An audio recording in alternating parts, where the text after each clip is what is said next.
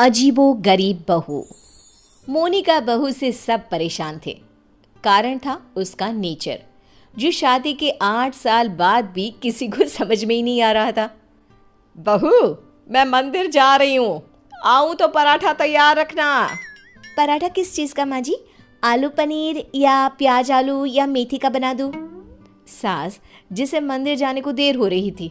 अरे बहू, किसी भी चीज़ का बना देना, वैसे भी भूख बहुत लगी है, मैं जल्दी ही मंदिर होकर आती हूँ। सास तो चली जाती है, लेकिन बहू वो तो अपने ही काम में मस्त हो जाती है। बेटा, तेरी सास आती होगी, जल्दी से पराठा बनाकर रख दे, नहीं तो तेरी क्लास लग जाएगी। ना ना पिताजी, अब कोई मेरी क्लास नहीं ले सकता। नहीं ले सकता? अब नहीं ले सकता क्या मतलब? तेरी सास तो आज तक मेरी क्लास ले रही है। पिताजी, मैंने तो शादी ही इसलिए की है कि मुझे पढ़ाई ना करनी पड़े। क्लास लेंगी सास तो मैं नहीं रह पाऊंगी। अरे तो जो होमवर्क देकर गई है वो जल्दी से पूरा कर ले बेटा। होमवर्क? कैसा होमवर्क? अरे परेशान हो गया मैं तो। कुछ नहीं बहू, कुछ नहीं, सॉरी, जा। माफ़ी भी मांग रहे हैं पापा जी, और मुझे पता भी नहीं कि आपने क्या गलती कर दी। खैर, जा रही हूँ मैं। आज ना अलमारी ठीक करने का काम करना है मुझे। बहू कमरे में चली जाती है कि सामने उसकी बेटी की सहेली आ जाती है। अरे मेरा बेटा, ये कौन है? माँ, ये मेरी सहेली है मायरा, पास के सेक्टर में रहती है। अच्छा, क्या नाम है? कहाँ मिले तुम दोनों? आंटी, इसने बताया ना कि मेरा नाम मायरा है, मैं पास के बिल्डिंग में रहती हूँ और हम स्कूल फ्रेंड्स हैं। अच्छा, तुम लोग स्कूल में नहीं खेलते, जो घर में खेलने की जरूरत पड़ गई? वैसे क्या करते हैं पापा तुम्हारे? आंटी, मेरे पापा अमेरिका में रहते हैं। अच्छा, क्या करते हैं? अच्छा, कितने भाई बहन हो तुम? और सॉरी आंटी, मुझे जाना है। मीरा, देख लेना, खेलना हो तो शाम को पार्क में मिलते हैं। सहेली के जाने के बाद क्या है माँ, भगा दिया ना मेरी सहेली को। अरे पता नहीं क्यों इतनी बड़ी होकर भी आप समझ नहीं पाती कि कैसे रहना चाहिए, क्या पूछना चाहिए। भगा दिया मेरी सहेली को। खैर, मोनिका का अजीबो गरीब नेचर चेंज होने का नाम ही नहीं ले रहा था। एक दिन, क्या बात है मोनिका, कहाँ जा रही हो? मैं ना ज़रा बाज़ार जा रही हूँ, थोड़ा काम है। आप बताओ, काफ़ी बिजी लग रहे हो। हाँ यार, वर्क फ्रॉम होम है ना, तो काम बहुत ज़्यादा है। ठीक है, कोई ना। वो क्या है ना, बाहर धूप है और मुझे सामान लेने जाना था। कोई ना, लेकर आती हूँ। क्या होगा, ज़्यादा से ज़्यादा चक्कर खाकर गिर जाऊँगी या फिर कुछ हो जाएगा। अरे नहीं नहीं, लाओ लाओ, क्या लाना है, लिस्ट मुझे दे दो, मैं लेकर आता हूँ। मोनिका पति को लिस्ट देकर किचन में चली जाती है। अरे क्या बात है, तू तो झोला लेकर निकली थी, फिर वापस क्यों आ गई? वो क्या है ना, ये बोले कि मैं ले आता हूँ तो मैं वापस आ गई। देख ले, किचन तेरा है, तू जानती है क्या है क्या नहीं है। अरे कोई बात नहीं, वो ले आएंगे ना सब, मैंने उन्हें लिस्ट दे दी है। लेकिन जब थोड़ी देर बाद पति सारा सामान लेकर आता है तो मैं चली दाल बनाने। लेकिन ये क्या, झोले से तो दाल निकलती ही नहीं। ये क्या है जी, दाल क्यों नहीं लाए आप? अरे लिस्ट में लिखा ही नहीं था तो मैं कैसे लाता, जो लिखा है सब लाया हूं मैं। बस अब तो मोनिका का गुस्सा 7वें आसमान में पहुंच जाता है।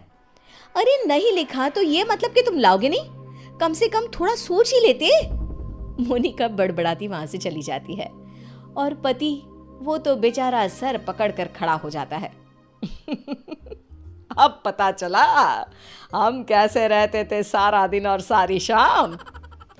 हाँ पापा, मम्मी की आदतें तो समझ में ही नहीं आती। कल मेरी सहेली को भी भगा दिया।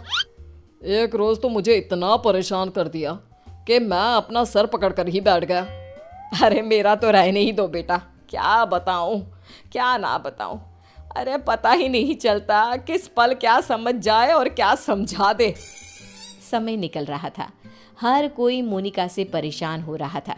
किसी के पास कोई उपाय नहीं था कि कैसे उसकी आदतों को सुधारा जाए। फिर एक रोज, अच्छा बेटा, क्या खाओगी आज? माँ, कुछ भी बना लो। कुछ भी क्या होता है? अरे बताना रानी बिटिया को, क्या खाने का मन है? माँ, पालक पनीर। मेरी बेटी पालक पनीर खाएगी। लेकिन बेटा, पालक तो है नहीं, कुछ और बता। माँ, बहुत दिनों से छोले भटूरे नहीं खाए। ओ, वो कैसे बनेगा बेटा? उसके लिए तो छोले भिगोने पड़ेंगे ना। बेटी माँ को जो भी बनाने को बताती, मोनिका कोई ना कोई परेशानी बता देती, जिसके बाद माँ कुछ भी बना दे, तू एक काम कर, दाल चावल ही उबाल दे। वही तो बनाया है बेटा, चल जल्दी से आजा खा ले।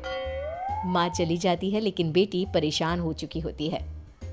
क्या है, माँ ने जब बना ही लिया था दाल चावल, तो मेरा वक्त क्यों बर्बाद कर रही थी? तभी वहाँ दादी आ जाती है। क्योंकि तेरी माँ है ही ऐसी, यहाँ तेरे पास आने से पहले मेरा भी सर खा कर गई है। क्या कर सकते हैं अब। पर दादी, ऐसे हाथ पैर बांध कर भी तो नहीं रह सकते ना। हाँ बेटा, सही बोल रही है तू। बहू को तो समझाना ही होगा कि वो जो व्यवहार करती है वो ठीक नहीं है। बस फिर क्या था, सभी सोच लेते हैं कि जैसे को तैसा करना है। अगले रोज नाश्ते पर, ये क्या है मोनिका, पराठे क्यों बनाए? मुझे तो पोहा खाने का मन था। लेकिन मुझे कैसे पता चलेगा कि आपको पोहा खाना है? बता देते ना। बिल्कुल वैसे ही जैसे तुमको लगता था कि मुझे ये पता होना चाहिए था कि दाल लानी है।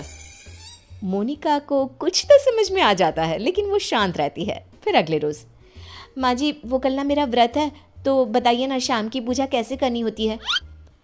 कौन सी पूजा, साड़ी वाली या सूट वाली? माँ जी, साड़ी वाली। वैसे क्या खाते हैं उसमें? खीर ना, तो मैं अभी खीर बना लेती हूँ। कौन सी खीर बहू, चावल वाली या सूजी वाली? बहू समझ जाती है कि वो सास को जैसे कभी पराठे के लिए कंफ्यूज कर रही थी, सास उसे अब कंफ्यूज कर रही है। तभी डोरबेल बजती है। सामने होती है पड़ोसन, जो मोनिका से मिलने आई होती है। अरे बिटिया, माँ को बुलाना अपनी। माँ को? लेकिन इस वक्त आपको क्या काम है? छोटी सी है, लेकिन सवाल देखो, पुलिस की तरह दागी जा रही है। बेटा, उनसे चीनी लेनी थी। अच्छा, आपकी कटोरी में या हमारी? बेटा, वो मैं लेकर आई हूँ, जरा माँ को बुला दो। कल पड़ोसन के घर क्या झगड़ा हुआ, ये भी पूछना था। ये क्या बात हुई, किसी के घर के झगड़े को डिस्कस करना? वैसे आपके पति क्या करते हैं?